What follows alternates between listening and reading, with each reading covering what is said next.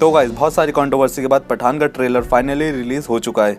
ये ट्रेलर हिंदी के साथ साथ तमिल और तेलुगु में भी रिलीज हुआ है। तो चलिए इस ट्रेलर का ब्रेकडाउन स्टार्ट करते हैं। ये ट्रेलर स्टार्ट होता है दुबई के एक सीन से, जहां जॉन का कैरेक्टर रॉकेट लॉन्चर से पुलिस की वैन ब्लास्ट कर देता है। वहीं हमें बैकग्राउंड में डिम्पल कपाड़िया की आवाज सुनाई जाती है, जो हमें बताती है कि इस ग्रुप का नाम आउटफिट एक्स है। ये एक प्राइवेट टेररिस्ट ग्रुप है। इनकी खुद की कोई आइडियोलॉजी या फिर कोई पर्सनल एजेंडा नहीं है, बस ये पैसों के लिए काम करते हैं और उनका अब नेक्स्ट टारगेट है इंडिया। इसी बीच हमें किसी मिडिल ईस्टर्न कंट्री या फिर किसी अफ्रीकन कंट्री का शॉट दिखाया जाता है और उसके बाद हमें डिम्पल कपाड़िया कैरेक्टर दिखाया जाता है, जो इन सारी एक्टिविटीज पर नजर रख रही हैं। ये पॉसिबली रॉ का हेडक्वार्टर हो सकता है या उसी से सिमिलर किसी इंडियन सीक्रेट एजेंसी का बेस भी हो सकता है। और यहाँ हमें एक एजेंट स्क्रीन पर एसगार्ड शिप के बारे में कुछ बताते हुए दिखाया जाता है। अब इस स्क्रीन पर जो डिटेल्स है वो मैं आपको बता देता हूँ। तो नॉर्वेजियन शिप जिसका नाम एसगार्ड होता है उसे डिस्ट्रॉय कर दिया गया है और इसको डिस्ट्रॉय करने की जिम्मेदारी ली है बोको हराम ने, जो एक टेररिस्ट ऑर्गेनाइजेशन है। ये शिप डिस्ट्रॉय हुआ है गल्फ ऑफ एडन में। गल्फ ऑफ एडन का मैप आपको दिख रहा होगा। यमन और अफ्रीका के बीच में जो वाटर बॉडी है वही गल्फ ऑफ एडन है।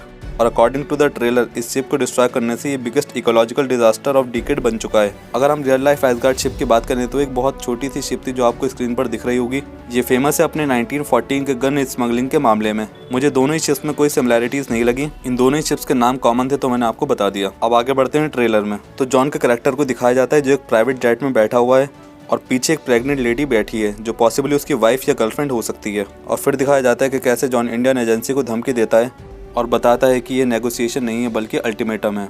अब अल्टीमेटम का मतलब होता है कि किसी को धमकी देना, अगर वो आपका बताया हुआ काम नहीं करेगा तो आप उसे पनिश करोगे। पॉसिबली यहाँ जॉन के कैरेक्टर ने या फिर हम कहें इस आउटफिट एक्स ग्रुप ने इंडियन अथॉरिटीज से कुछ डिमांड की होगी, जैसे कि पैसों की डिमांड या फिर किसी प्रिजनर को रिलीज करने की डिमांड, और उसे पूरी ना करने पर वो टेररिस्ट अटैक की धमकी दे रहा होगा। और शायद इंडिया ये सारी डिमांड पूरी ना करें, क्योंकि बाद में हम उसे एक मिसाइल लॉन्च करते हुए भी देखते हैं। फिर आगे हमें इस ट्रेलर में पठान के कुछ एक्शन सीन्स दिखाए जाते हैं, जहां वो हेलीकॉप्टर की मदद से एस्केप कर रहा है। ये मुझे वही सीन लग रहा है जो हमने इसके टीजर में देखा था, जहां पठान को कैद कर रखा गया था। फिर हमें दीपिका के कुछ शॉट दिखाए जाते हैं जो बताती है कि वो भी एक सोल्जर है और पठान से कहती है कि ये मिशन हमें साथ में करना होगा। अब ये मूवी का एक अच्छा पॉइंट है कि जहाँ दीपिका के कैरेक्टर को सिर्फ ग्लैमर के लिए नहीं रखा गया, उनका इस मूवी में कुछ इंपॉर्टेंट आउटपुट होने वाला है। और फिर आगे इस ट्रेलर में हमें बहुत सारे एक्शन सीन्स दिखाए जाते हैं, जैसे कि दीपिका और शाहरुख के प्लेन का ये सीन, जॉन और शाहरुख के ट्रक का fight scene, helicopter crashing scene और ये बाइक चेजिंग सीन। और फिर ट्रेलर के लास्ट में पठान कहता है कि सोल्जर ये नहीं पूछता देश ने उसके लिए क्या किया, पूछता है कि वो देश के लिए क्या कर सकता है। अब ये डायलॉग सुनने के बाद मुझे लग रहा है कि जॉन का कैरेक्टर पॉसिबली एक एक्स इंडियन सोल्जर होगा पठान की तरह, मगर किसी रीजंस के चलते वो इंडिया से नफरत करने लगेगा और एक्स आउटफिट ग्रुप को ज्वाइन कर लेगा। अब ये सिर्फ एक थ्योरी है, हो सकता है ऐसा ना हो। और फिर जैसा हर ट्रेलर के लास्ट में एक मनी शॉट होता है वैसा इसमें भी है, और वो है ये जेट पैक सीन। और फिर ट्रेलर खत्म।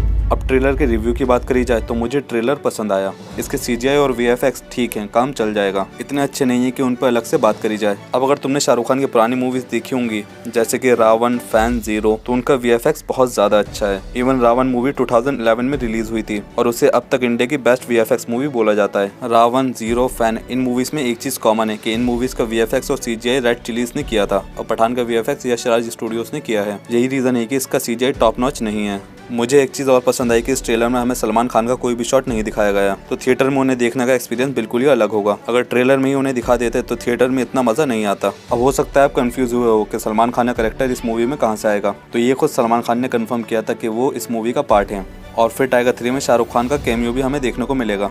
एक्चुअली पठान YRF के स्पाई यूनिवर्स का पार्ट है। इस स्पाई यूनिवर्स की पहली मूवी थी एक था टाइगर, फिर आई टाइगर जिंदा है, उसके बाद स्पाई यूनिवर्स की थर्ड मूवी बनी वॉर। अब इस यूनिवर्स की फोर्थ मूवी यानी पठान में हमें फाइनली पठान और टाइगर का क्रॉसओवर देखने को मिलेगा। इनफैक्ट एक थ्योरी ये भी है कि वॉर मूवी में ऋतिक रोशन ने कैरेक्टर ने कहा था कि उसका बडी उसका पार्टनर एक मिशन में मर चुका है। हो सकता है कि ये पार्टनर और कोई नहीं बल्कि शाहरुख खान का कैरेक्टर पठान ही हो। और हमने पठान के टीजर में भी सुना था कि कैसे उसके एजेंसी को लगता है कि पठान अब मर चुका है, मगर हम सब जानते हैं कि पठान अभी जिंदा है। और हाँ, at last but not the least, आपको थिएटर में ये मूवी खत्म होने के बाद रुकना है, क्योंकि इस मूवी में 2 पोस्ट क्रेडिट सीन होने वाले हैं जिसमें पॉसिबली इसके फ्यूचर की हिंट मिल सकती है या फिर ऋतिक का कैमियो भी देखने को मिल सकता है। तो गाइस, ये था मेरा पठान के ट्रेलर को लेकर ब्रेकडाउन और रिव्यू। मुझे उम्मीद है कि आपको ये वीडियो पसंद आई होगी। ऐसे ही फ्यूचर में और वीडियोस और मूवीज रिव्यूज देखने के लिए हमारे चैनल को सब्सक्राइब करें, इस वीडियो को लाइक करें, शेयर करें और कमेंट करके बताएं कि आपको पठान का ट्रेलर कैसा लगा। मिलते हैं आपसे नेक्स्ट वीडियो में। Thank you all.